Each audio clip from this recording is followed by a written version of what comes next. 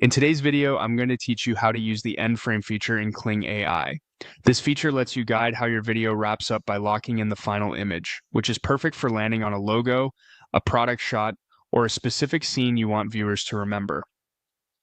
Start by heading to Kling AI and logging into your account. Make sure you're on a subscription plan with credits available because video generation requires credits to run.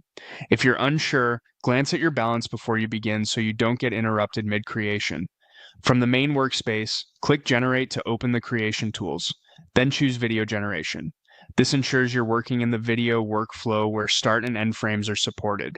You'll see the fields to add your start and end frames. Begin with the start frame. You can upload an image from your device, or you can reuse something you've recently created inside Kling AI.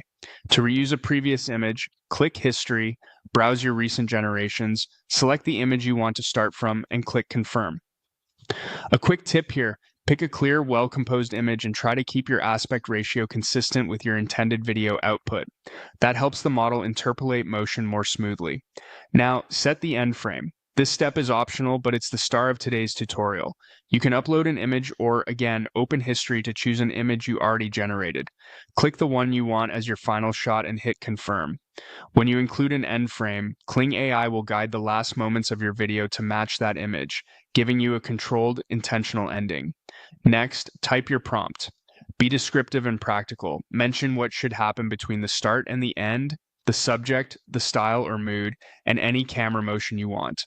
If your end frame shows a specific object or environment, include those details in the prompt so the transition feels natural rather than abrupt. When your setup looks good, click Generate. Kling AI will process your request using your available credits. Once it's done, play the video through to the end. You should see it resolve cleanly into the exact end frame you selected.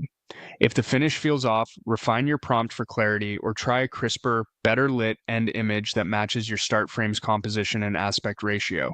That's it. With a solid start frame, an optional end frame, and a clear prompt, you can craft videos that land precisely where you want them to. Happy creating!